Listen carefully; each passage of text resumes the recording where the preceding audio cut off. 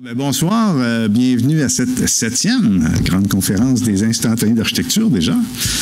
Et je me retiens de vous parler du conférencier parce que quelqu'un d'autre, vous allez voir, va le faire à ma place. Je vous ai simplement vous souhaiter la bienvenue. Remercier bien sûr les gens qui nous supportent dans cette série de conférences, en commençant par le Musée de la Civilisation qui nous reçoit encore dans ses murs ce soir. Très bel amphithéâtre que nous apprécions beaucoup, même si nous aimons le nôtre.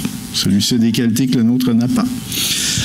Évidemment, Soprema aussi, que j'avais déjà annoncé sa contribution importante à notre série de conférences, les instantanés d'architecture.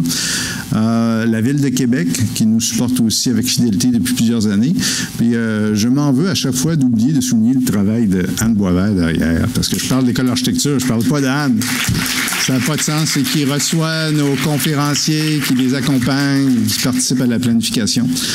Alors, merci beaucoup. Et sans plus tarder, je vais laisser la parole, imaginez-vous, à un autre Italien qui n'est pas parmi nous pour présenter notre conférencier italien de ce soir.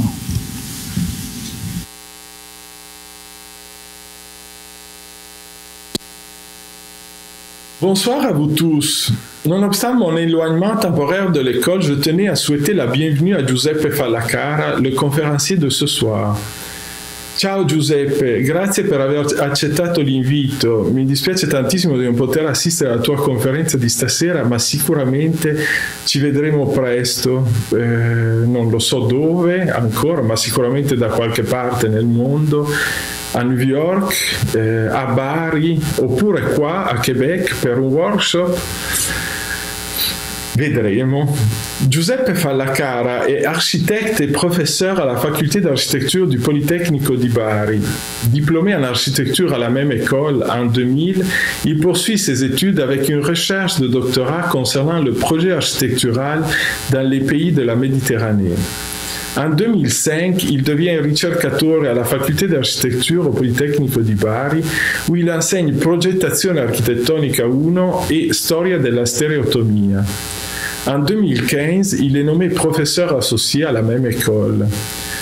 Depuis le début de sa carrière, Giuseppe Fallacara s'intéresse au potentiel offert par l'utilisation des nouvelles technologies de fabrication numérique pour l'innovation en architecture. En alliant la fabrication numérique et la stéréotomie, il arrive à fabriquer des éléments architecturaux en pierre inédites. Dans cette optique, il réalise de nombreux prototypes à l'échelle 1-1 en collaboration avec l'industrie de la pierre. Parmi les plus remarquables, nous pouvons citer l'escalier Ridolfi de 2005, le DecoWall 2011, Hyperwall 2015 et tout récemment Hypergate and Hypervault. De 2016, il y a aussi une incursion dans le monde du design avec la chaise Möbius en pierre et fibre de carbone pour la compagnie italienne Generelli. En 2014, avec des collègues, Giuseppe Fallacara fonde le New Fundamentals Research Group, affilié au département de génie civil et architecture du Politecnico de Bari. La recherche architecturale de Giuseppe Fallacara est largement diffusée dans les médias spécialisés et elle a été exposée à différents événements internationaux, parmi lesquels la Biennale d'architecture de Venise. Giuseppe Fallacara a été chercheur invité auprès de plusieurs écoles d'architecture telles que celles de Rome, Paris, Lyon, Madrid, Lisbonne, Budapest, Washington et Melbourne. Il est aussi chercheur associé au département Géométrie, Structure, Architecture de l'école Paris-Malaquais. Actuellement, Giuseppe Fallacara est professeur invité au New York Institute of Technology. Sans plus tarder, je vous demande d'accueillir chaleureusement Giuseppe Fallacara. Bonne conférence à tous et à bientôt.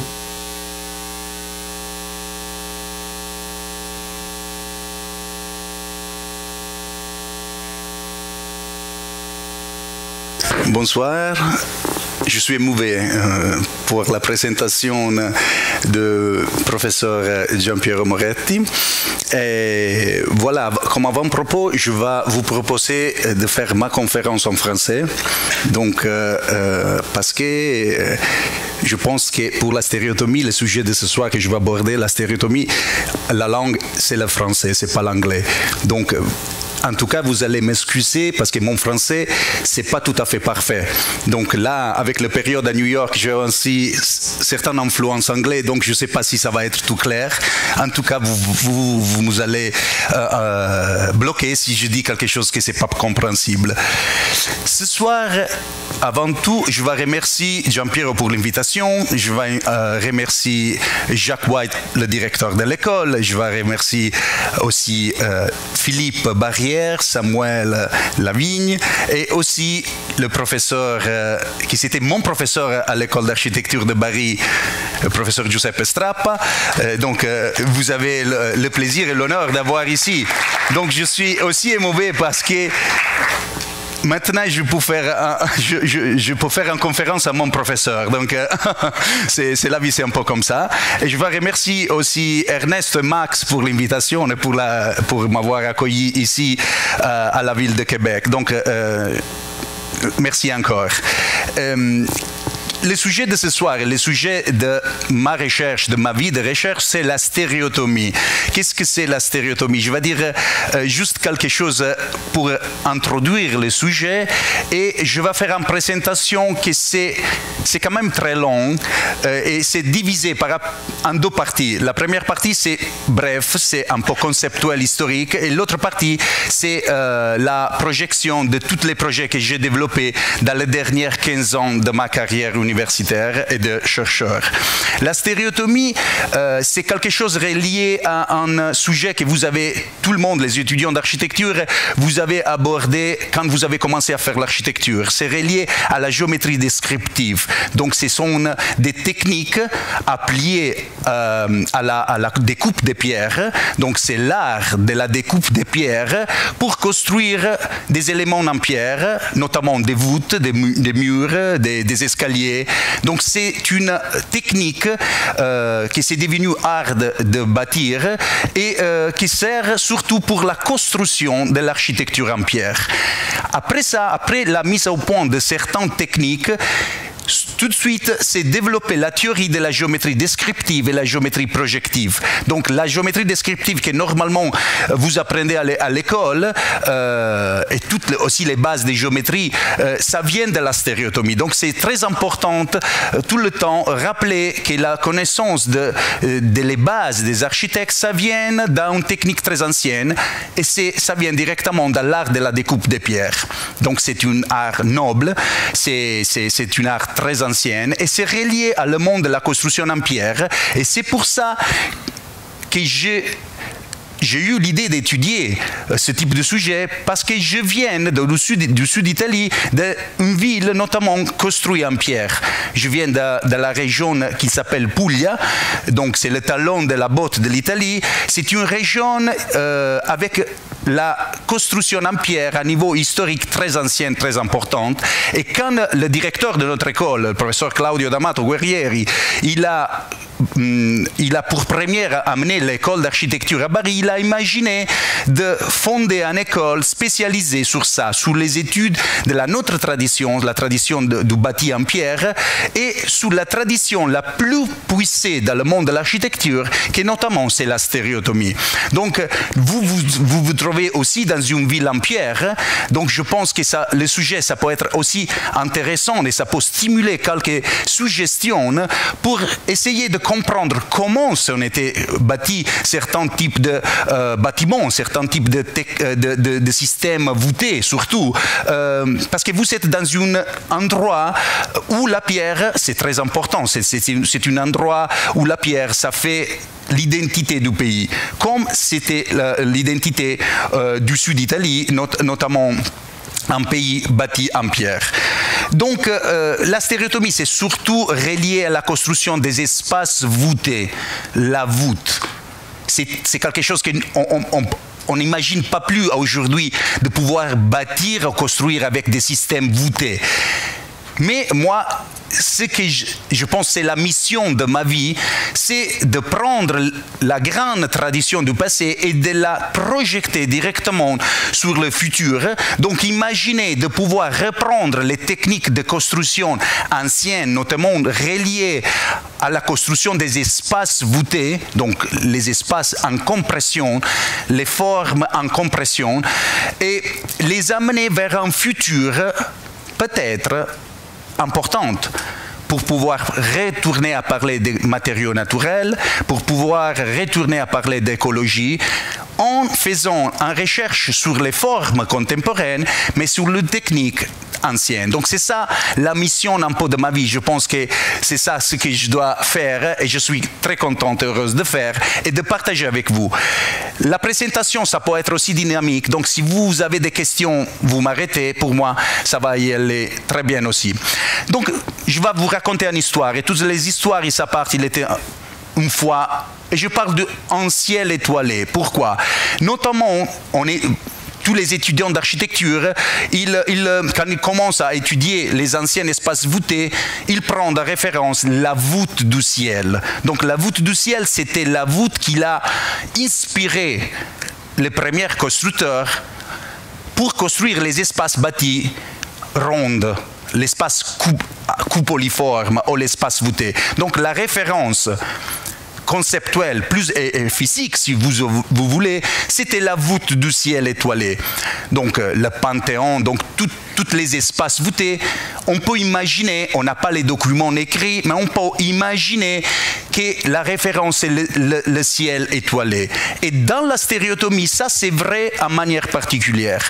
Parce que si on va vers les documents les plus anciens par rapport à l'idée de la forme du monde et l'idée de la géographie du monde, de l'univers, on a une des plus anciennes représentations de Cosma Indico Peleustre du VIe siècle où le monde s'était imaginé, obviamente, bien sûr c'était faux comme représentation, comme un tabernacle où la terre c'était plate avec une grande montagne, avec un grand monde, et le soleil ça tournait, et donc ça faisait la différence le jour et la nuit. La terre c'était oikonoumene, et le ciel étoilé que nous on connaît comme en latin le firmament, c'est en grec le stéréoma en latin, en grec. Donc qu'est-ce que ça veut dire stéréoma? Stéréoma, c'est le lieu des étoiles fixes. C'est un lieu stable, fort, très résistant, immutable, le firmament. Donc, les anciens, ils ont imaginé que le ciel, c'est un espace très fort, très résistant, immutable dans le temps. Et ils l'ont appelé stéréoma. Et avec la parole stéréotomie, ils partagent l'étymologie. Stéréotomie, c'est l'art de couper le solide. Stéréotomia. Tomia, dans le grec, c'est découper, tailler. Un stéréo, c'est le solide. Quelque chose de solide, qui ça vient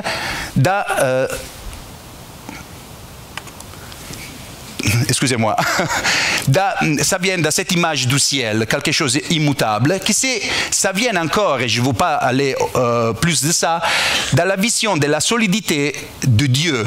Ok, donc le stéréoma, c'est un endroit représenté avec l'image de Dieu, avec un drap géométriquement conçu, et géométriquement conçu parce que les étoiles fixes représentaient en imagination de la géométrie céleste, la géométrie du ciel, que ça pouvait être interprété comme une géométrie précise, correcte et immutable.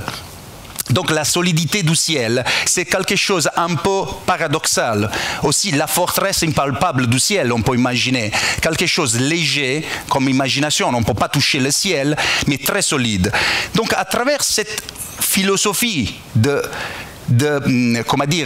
paradoxe, légèreté et solidité, on peut trouver toute la base de la science de la stéréotomie, toute la base de l'intention formale de la stéréotomie. Essayer de construire quelque chose de léger avec un matériau très dur, très lourd, que c'est la pierre.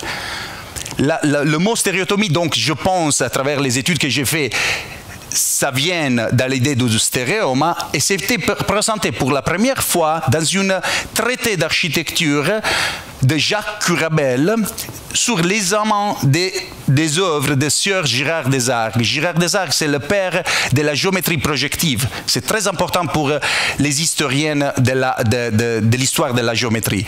Donc, avant de Jacques Curabel, 1644, l'art de la découpe des pierres, il prenait le nom de l'art du trait géométrique. Donc l'art du trait géométrique, c'était l'art pour pouvoir découper les pierres et construire notamment les cathédrales gothiques. Après, c'est appelé stéréotomie et avec toutes les déclinations des autres mots. Donc à travers la guerre entre Curabel et Desargues, parce qu'il y a toute une histoire très intéressante de guerre conflictuelle entre les géomètres et les praticiennes, s'est développé toute l'art de la stéréotomie à partir de la Renaissance et Philibert Delorme en premier jusqu'à 1900. Et si on imagine que la stéréotomie c'est l'art de la découpe des pierres, de quelque chose de solide,